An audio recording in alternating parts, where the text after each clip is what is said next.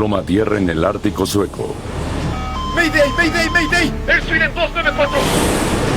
Ángulo de banqueo. ¡No, no! Ángulo de banqueo.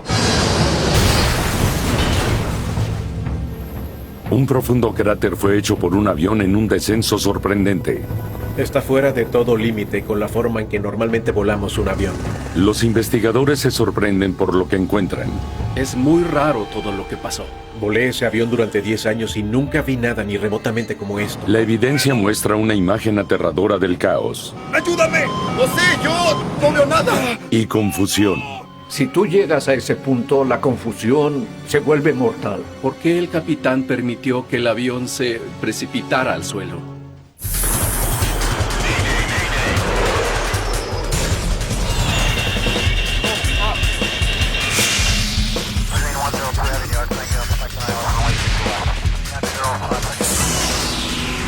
Mayday.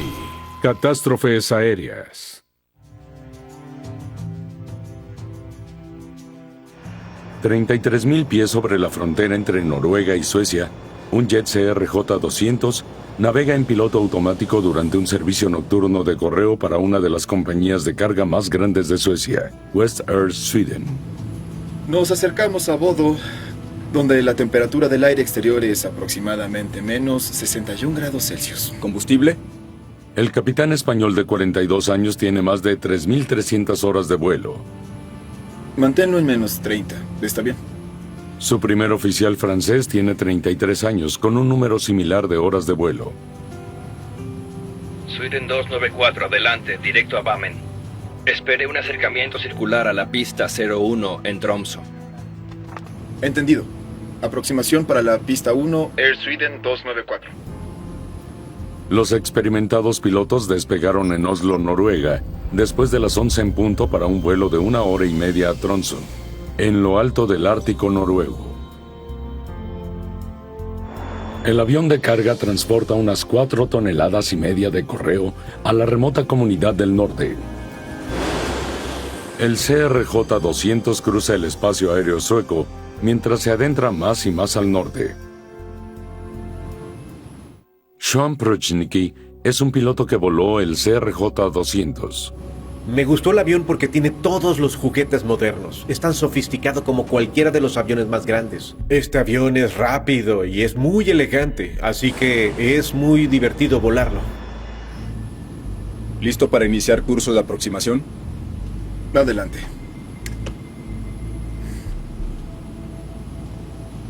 Aproximación ILS a la pista 01, empezando rutina de aterrizaje 009. Ha sido un vuelo de rutina y se espera que el avión aterrice en Tromsø en unos 30 La minutos. marca gira a la derecha. Entendido. Y de acuerdo con el último ATIS, podemos esperar viento ligero y cero...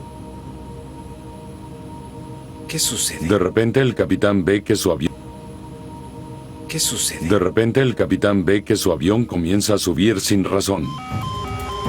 Empuja la nariz hacia abajo. ¿Qué? ¿Qué?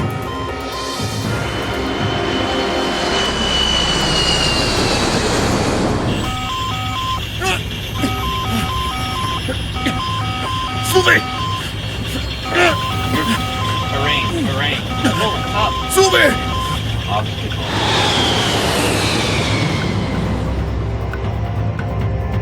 Ángulo de banqueo. ¡Ayúdame! Ángulo de banqueo. ¡Ayúdame! ¡Ayúdame! ¡Eso intento! ¡A la izquierda! ¡A la izquierda! ¡Más! Ángulo de banqueo. Los pilotos no logran entender lo que el avión está haciendo. De banqueo. ¡Mayday! ¡Mayday! ¡Mayday! ¡Air Sweden 294! ¡Mayday! ¡Mayday! ¡Mayday! 294, entendido, Mayday. Dígame cuál es su emergencia, por favor. El avión pierde casi 10.000 pies de altitud y se aproxima a la Tierra a más de 450 millas a 700 kilómetros por hora. Ángulo de banqueo. Ángulo de banqueo. Ángulo de banqueo. ¡Debemos subir! De banqueo. ¡Tenemos que subir! ¡Necesitamos subir! ¡A la izquierda! ¡A la izquierda! ¡Continúa a la derecha! Ángulo de ¡Continúa a la derecha! ¡Ok! Ángulo de banqueo. ¡Ayúdame!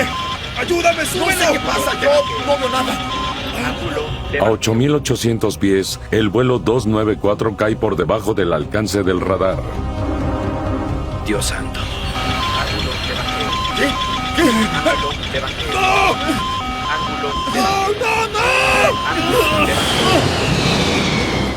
Western Sweden, vuelo 294, se impacta a casi 600 millas, unos 1.000 kilómetros por hora. El avión está destrozado. Pasan más de 3 horas antes de que lleguen los helicópteros de rescate. Incluso desde el aire es obvio que los pilotos no podrían haber sobrevivido. La información que obtuvimos de los esfuerzos de rescate fue que se encontró el avión y también que en ese accidente probablemente no hubo sobrevivientes.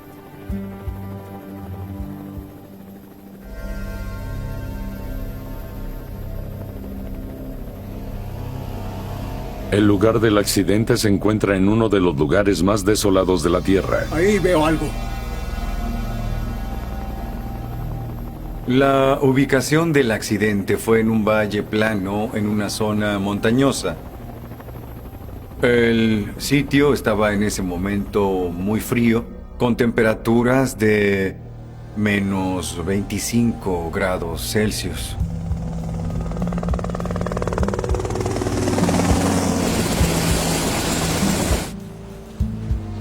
Al día siguiente, un equipo de investigadores de la Oficina de Investigación de Accidentes de Suecia, conocido como SHK, llega al lugar del accidente. En este grupo viene el técnico investigador Tony Arvidsson. En esta zona tienen muy poco margen para encontrar pistas sobre la causa del repentino accidente del vuelo 294. Tuvimos luz de día natural por al menos 3 horas. Los investigadores no pierden el tiempo analizando los restos para determinar la orientación del avión cuando se estrelló. Esa es la parte delantera del avión. Entonces, viajaban hacia el este. Encontrar las 4 esquinas del avión confirma la teoría. La cola, la nariz, las puntas de las alas. El avión había impactado en el suelo, en dirección al este. ¡Esta es el ala izquierda! Pero está en el lugar equivocado para un avión que vuela hacia el este. Esta es la primera pista de Arvidsson sobre el accidente. El ala izquierda se encuentra en el extremo sur del cráter y el ala derecha está en el extremo norte. Para un avión que viaja hacia el este debería ser al revés. Si venían de esta manera y el ala izquierda está ahí,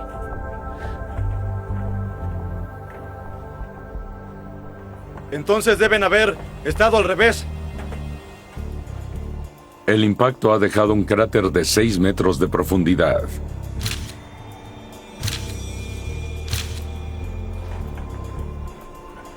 Eso les indica a los investigadores que el avión golpeó el suelo a una gran velocidad.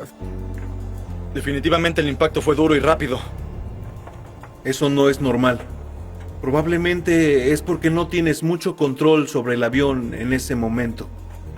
La posición de los restos y el tamaño del cráter comprueban la teoría de un avión golpeado al suelo fuera de curso, al revés y a una velocidad increíblemente alta. Increíblemente, las 2 cajas negras del avión sobreviven al accidente. Se envían a Francia donde se pueden analizar los datos. Los investigadores esperan que los datos arrojen resultados sobre por qué el avión estaba tan fuera de control.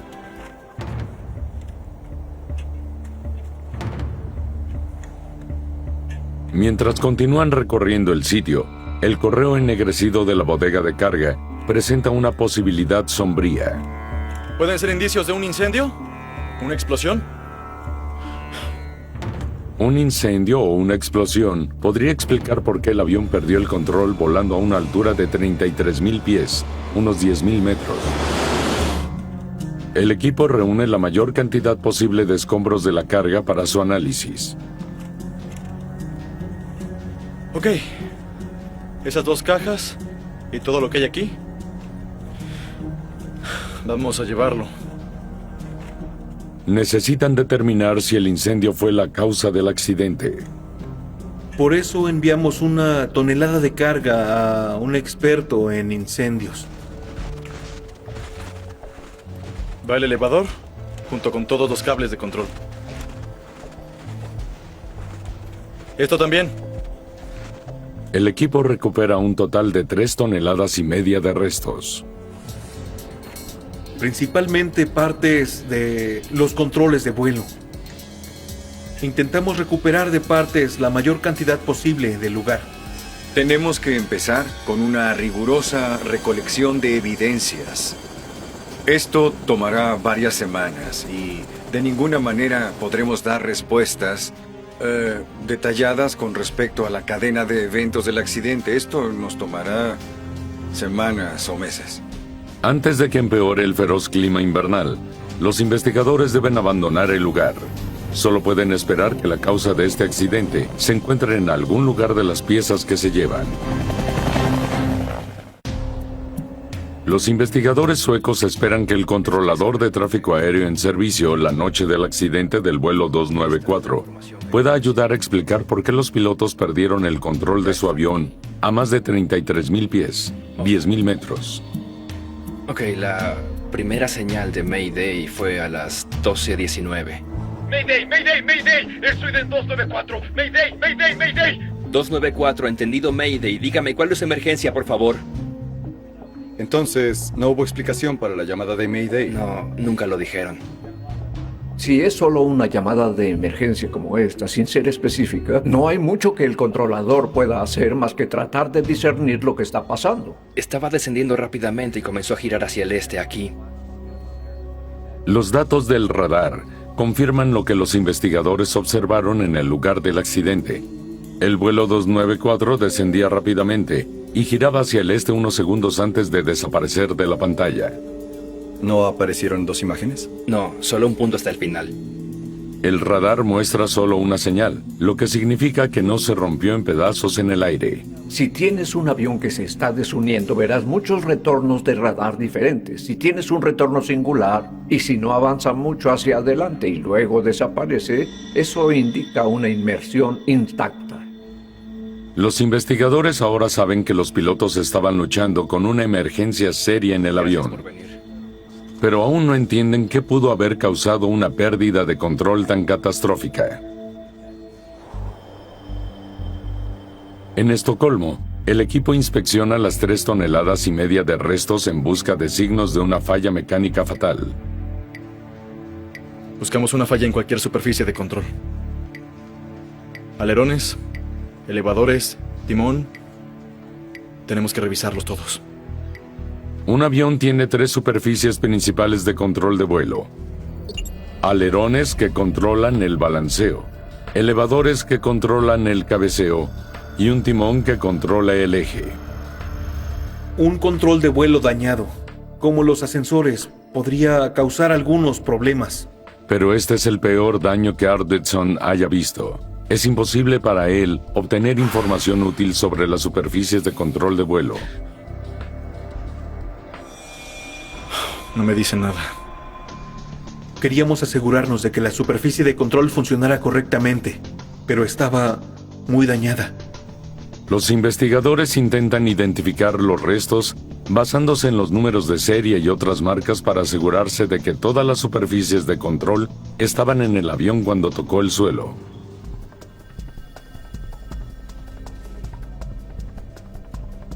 Alerones izquierdo y derecho.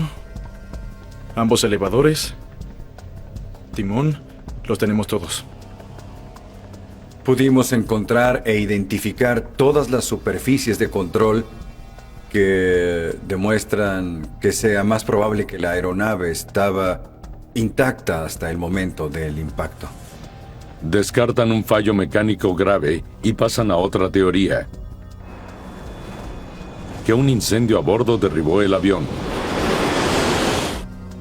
Las pruebas en la carga del vuelo 294 no ofrecen a los investigadores mucha más información que las superficies de control. No hay signos de incendio o explosión. La carga fue destruida en el impacto, no en el incendio a bordo. En busca de respuestas, el investigador a cargo Nicolas Seeger recurre a los datos del vuelo, recabados en Francia y listo para el análisis. Los datos de FDR para nosotros son importantes para comprender el curso de los eventos. También nos ayuda a calcular la trayectoria de la aeronave. Están volando a 33,000 pies y de repente cabecea hacia arriba. Un avión normalmente cambia el cabeceo aproximadamente 1 grado por segundo. Pero en este caso cambiaba 6 grados por segundo, por lo que fue un cabeceo un tanto rápido. Luego el avión comienza a cabecear abajo y a volar fuera de control. Podríamos asegurar que esto no es normal. Esperen, si el avión cabecea hacia arriba, ¿por qué la altitud disminuye?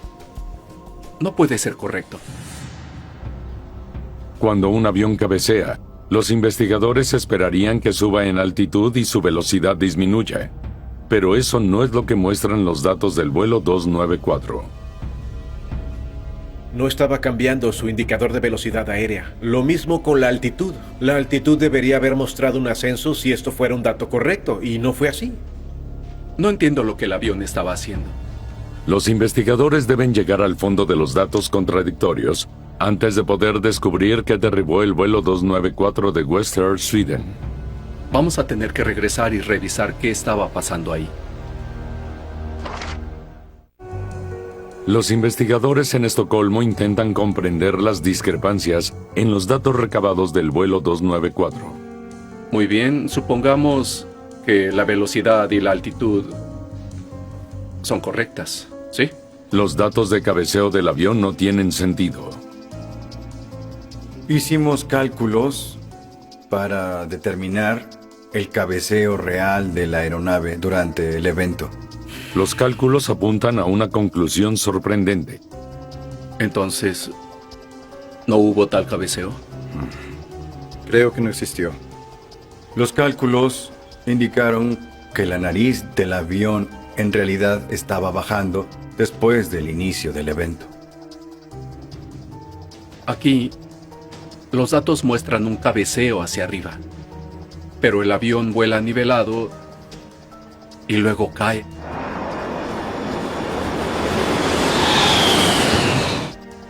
No hacia arriba.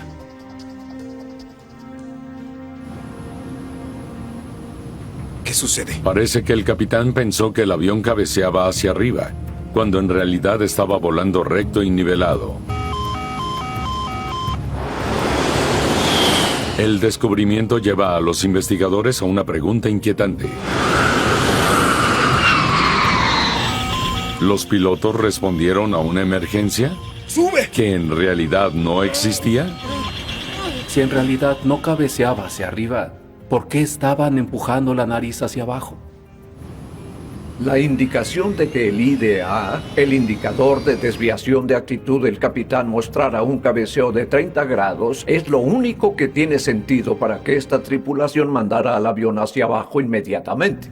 Los investigadores pronto descubren que no se trata solo de los datos de cabeceo. Aquí, el curso y el balance son erráticos. ¿Lo ves? Eso nos dice algo. Así es. Es otra pista valiosa. Cuando analizamos los datos del FDR pudimos ver 4 parámetros que no eran consistentes con los otros parámetros. Y esos fueron el cabeceo, el balance, el curso y la velocidad de avance. Los 4 parámetros provienen de lo que se llama una unidad de referencia inercial, o IRU. Está formado por giroscopios que proporcionan información a las pantallas de la cabina y al registrador de datos de vuelo. Hay 2 IRU, uno para la pantalla de cada piloto. La FDR obtiene sus datos del lado del capitán. El IRU-1. Los investigadores estudian los manuales y planos electrónicos del avión.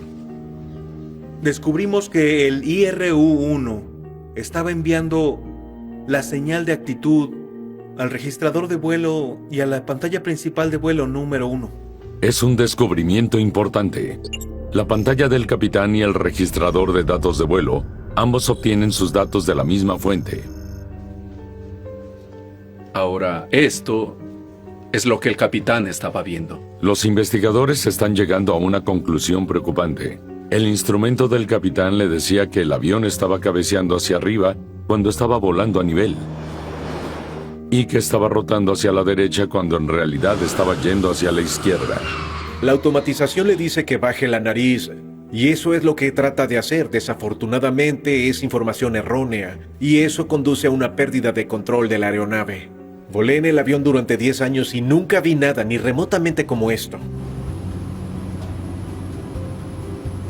¿Qué sucede? Ahora está claro que el piloto estaba recibiendo mala información del IRU. ¿Sería posible que también fallara el del primer oficial? El primer oficial tiene su propio giroscopio. Los investigadores encuentran que el IRU-1 solo estaba alimentando el instrumento del capitán. Un segundo IRU alimenta la pantalla del primer oficial y no es grabado por el registrador de datos de vuelo. Entonces es posible que ambas partes hayan fallado. Si el instrumento del primer oficial era correcto, debería haber visto que el avión volaba recto y nivelado. Entonces, ¿por qué el capitán permitió que el avión se fuera a un descenso pronunciado? Para averiguarlo, el equipo recrea el vuelo en una simulación basada en los datos del IRU-1. Ok, comienza la animación. Pinta una imagen casi incomprensible. 3 segundos después de que su instrumento muestra un cabeceo hacia arriba, empuja la nariz hacia abajo. Los pilotos trataron de resolver el problema, empujando los elevadores nariz abajo. Cuando el capitán empuja la nariz hacia abajo, su ADI continúa mostrando una inclinación hacia arriba, por lo que sigue empujando el avión hacia una precipitación cada vez más pronunciada. Entonces comienzan a desplazarse hacia la izquierda. El avión continúa girando hasta que está de espaldas. Eventualmente alcanzan una velocidad de 508 nudos. Es casi increíble que el avión no haya comenzado a desunirse debido a las fuerzas aerodinámicas, pero cualquier movimiento descontrolado podría arrancar la cola o las superficies de control. El vuelo 294 impacta invertido a una velocidad de casi 600 millas por hora, unos 1000 kilómetros.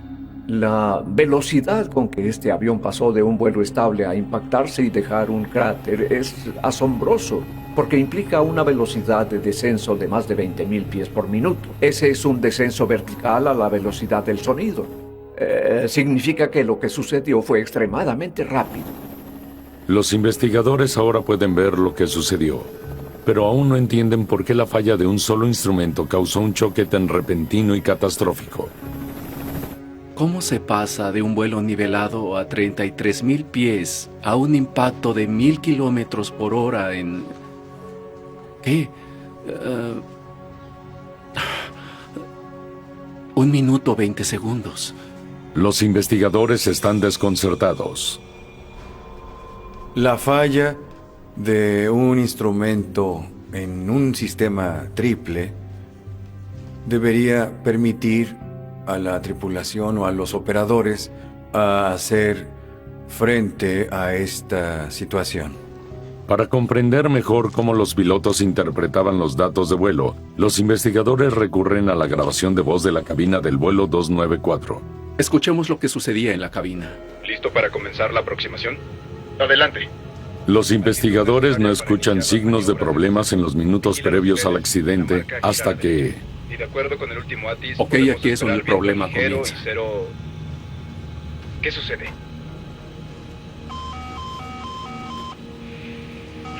¿Qué? ¿Qué?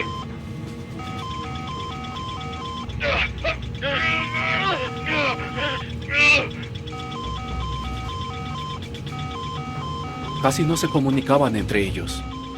Nos sorprendió un poco que no hubo comunicación durante los siguientes 10 a 12 segundos luego de que empezaran a surgir los problemas. Por alguna razón, los dos pilotos nunca discuten el cabeceo inusual. ¡Ayúdame! ¡Ayúdame! ¡Eso intento! ¡A la izquierda! ¡A la izquierda! O cómo solucionar el problema. Espera, páralo. Ángulo de banqueo. Ángulo de banqueo.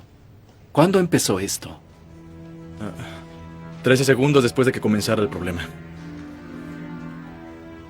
40 grados. Exactamente cuando debería aparecer. La advertencia está programada para sonar cuando el ángulo del banco del avión llega a 40 grados, que es precisamente cuando sonó en el vuelo 294. En el CRJ-200, la pantalla del ángulo de banqueo y la advertencia obtienen datos de IRU designado al lado del primer oficial. Escuchar las llamadas del ángulo de banqueo le da a la investigación información vital. La unidad de referencia inercial número 2 estaba funcionando como debería. El primer oficial estaba recibiendo bien la información. El descubrimiento confirma que el primer oficial debería haber sabido que el avión nunca cabeceó hacia arriba en primer lugar. Entonces, ¿por qué dejó que el capitán precipitara hacia el suelo el avión? Tenemos que subir y girar a la derecha. Entendido. Los investigadores tienen un nuevo misterio que resolver. Y de acuerdo con el último ATIS, podemos esperar viento ligero y cero... ¿Qué sucede? Cuando el capitán del vuelo 294 impulsa el avión en una inmersión mortal, ¿por qué no intervino el primer oficial? Mientras los investigadores miran los datos de la FDR, hacen un descubrimiento importante. Los pilotos recibieron lo que se llama una advertencia de comparación incorrecta. La advertencia se muestra en ambas pantallas cuando hay una lectura mal, coincidente entre ellas. En este caso, P y T para el cabeceo. Los investigadores ahora saben que mientras el capitán detectó el cabeceo hacia arriba de 30 grados y el copiloto vio un avión perfectamente nivelado, ambos vieron la advertencia de discrepancia. Es un hallazgo desconcertante porque los pilotos están entrenados para reaccionar a la advertencia.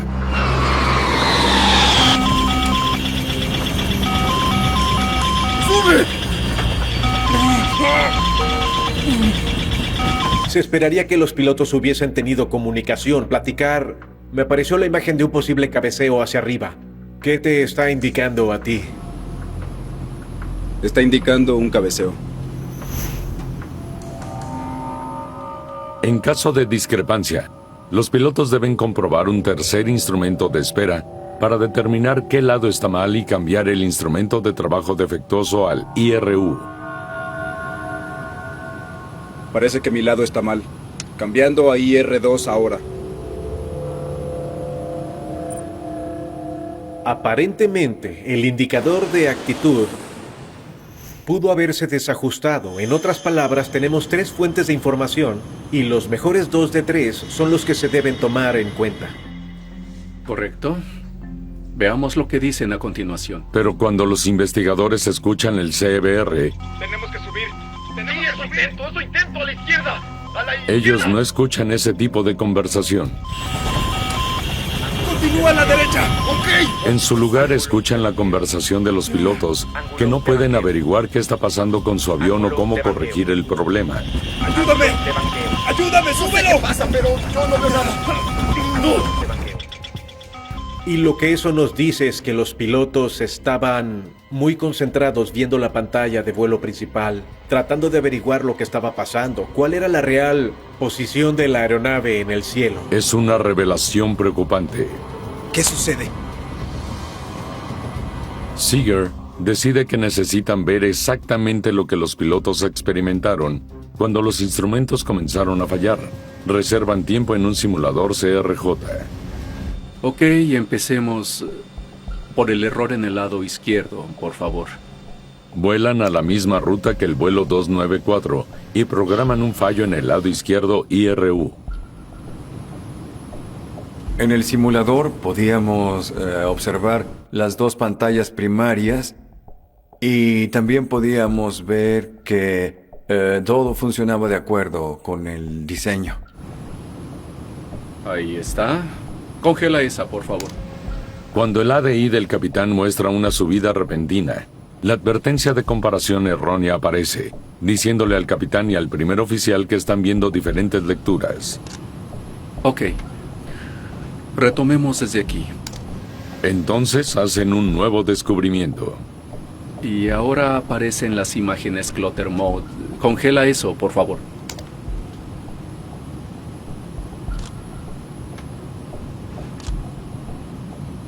Ya está. Cuando el ADI de un piloto alcanza valores de tono o balanceo extremos, entra en lo que se llama Clutter Mode. Toda la información no esencial desaparece y las flechas rojas indican a los pilotos en qué dirección volar. El Clutter Mode ayuda al piloto a centrarse en las cosas más importantes. Pero esa no es la única información que el simulador de vuelo proporciona a la investigación. Y adivinen qué desaparece en el Clutter Mode. Los investigadores descubren que el Clutter Mode, la advertencia de discrepancia PIT, alertando a los pilotos de pantallas no coincidentes, también desaparece. 4 segundos después de que apareciera la advertencia, entonces desaparece. No es suficiente tiempo para que el capitán registre el problema. ¿Qué sucede? Y como resultado, instintivamente empuja la nariz hacia abajo, sin darse cuenta de que está causando un descenso pronunciado. Pronto el indicador del primer oficial también entra en Clutter Mode.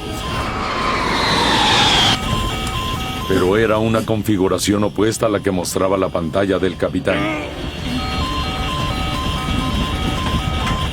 ¡Sube! Ninguno de los instrumentos tienen una advertencia de discrepancia.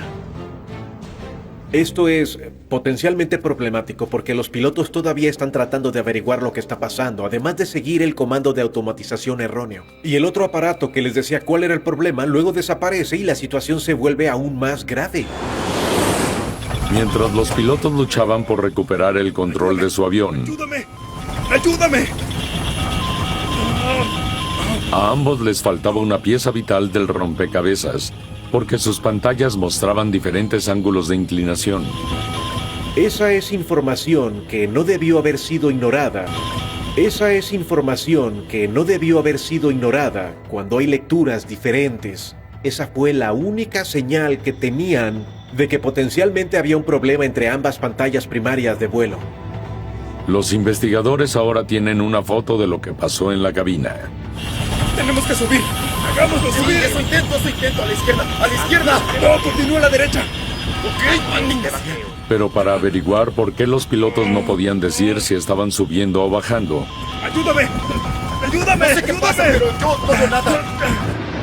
los investigadores tendrán que ir a volar.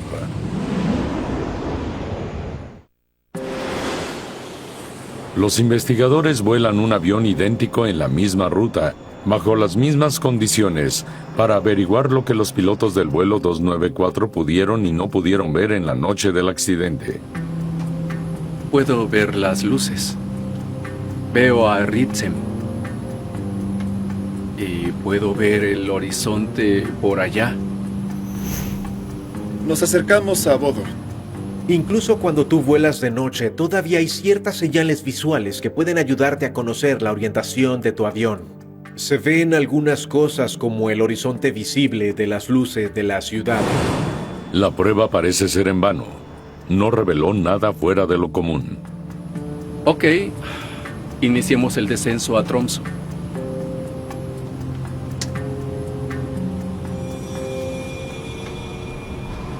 Ahora ya no se ve nada. Fue muy difícil lograr ver el horizonte durante este vuelo cuando estaban las luces de la cabina encendidas.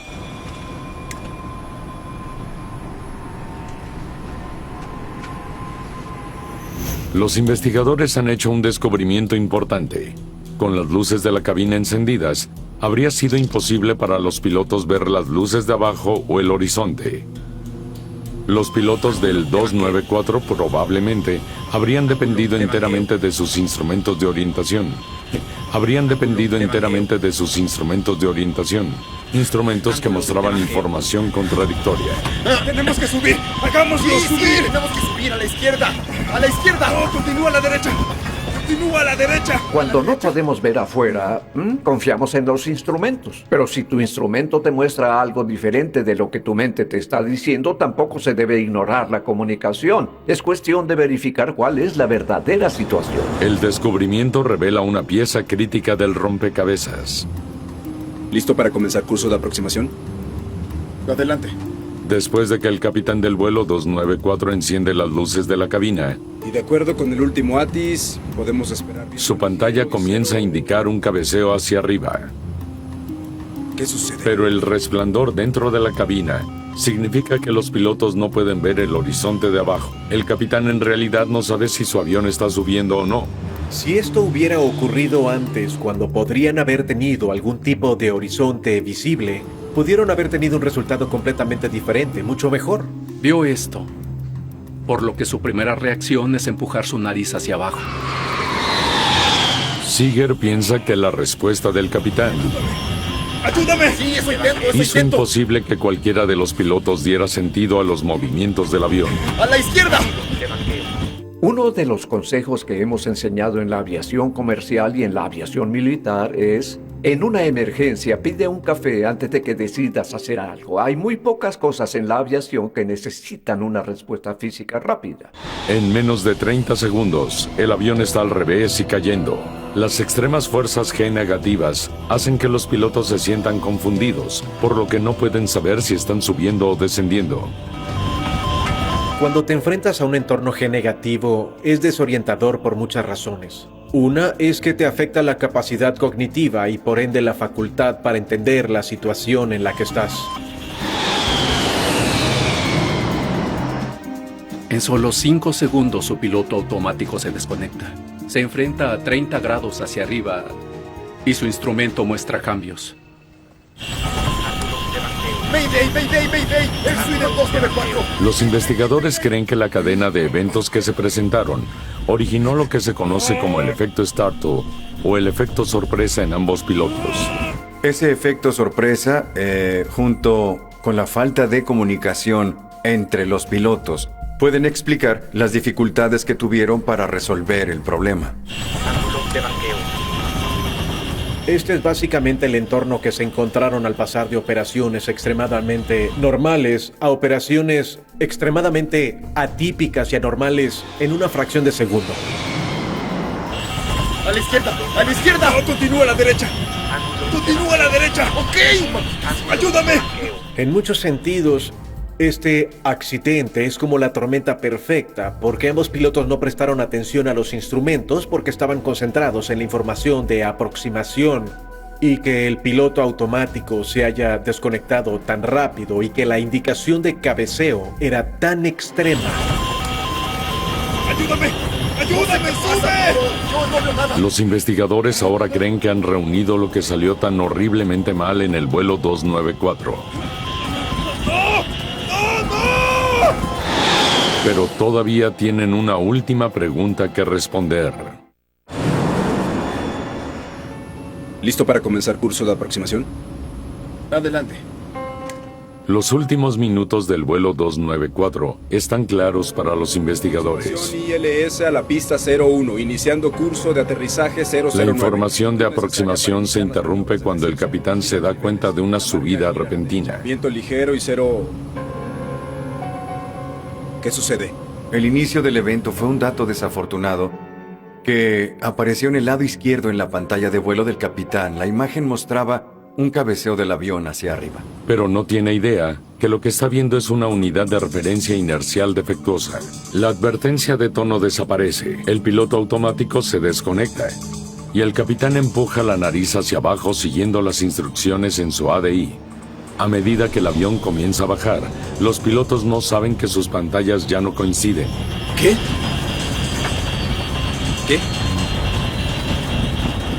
Y como no pueden ver el horizonte natural afuera, ninguno de los pilotos puede verificar su actitud real. A medida que el avión desciende rápidamente, gana velocidad. Las fuerzas G negativas hacen que los pilotos se sientan confundidos. El vuelo 294 gira a la izquierda hasta que se desploma por completo. Es posible que esto ocurriera porque el primer oficial había intentado tomar el control para estabilizar el avión a pesar de todo y tratar de resolver el problema. Al revés y aproximándose a la Tierra, la exhibición del primer oficial muestra el avión en una picada vertical y girando a la izquierda. ¡Sube! Pero el capitán ve lo contrario, un avión subiendo y rotando a la derecha. ¡Sube! Las sugerencias de su primer oficial no tienen sentido. y las fuerzas G invertidas hacen que sea casi imposible pensar. ¡Ayúdame! ¡Ayúdame! ¡Súbelo! Sí, ¡Ayúdame! eso intento. A la izquierda. A la izquierda. ¡No! Cuando estás metido en una situación como esta en la noche, no es nada cómodo por lo que estás viviendo. En otras palabras, es una realidad inducida. Entonces todo se vuelve confuso y en ese punto, esa confusión puede ser mortal. El avión está en un descenso pronunciado casi invertido y viajando a velocidades que se acercan a 600 millas, 1000 kilómetros por hora. Una vez que llegas a ese punto, la mente ya no puede darte una buena orientación sobre cómo volar ese avión. Y después de ese punto, no puedes recuperar. ¡Tenemos que subir! ¡Debemos subir! Hay que subir a la izquierda. A la izquierda. ¡No! ¡Continúa a la derecha! ¡Continúa a la derecha! Ok, maldita sea. ¡Ayúdame! ¡Ayúdame! ¡Súbelo! No sé qué pasa, pero yo no hago nada. ¿Qué? ¡No! ¡No! A 80 segundos de la primera señal del problema, el avión se estrella contra el suelo.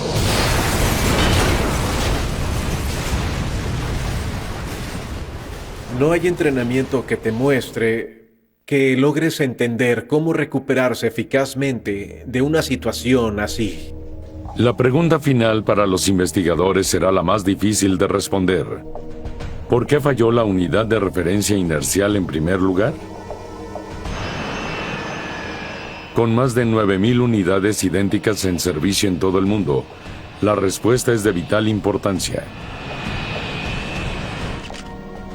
Los IRU han sido recuperados del lugar del accidente, pero están muy dañados. El IRU recuperado estaba muy dañado, quedó irreconocible. Y no pudimos encontrar qué causó el problema.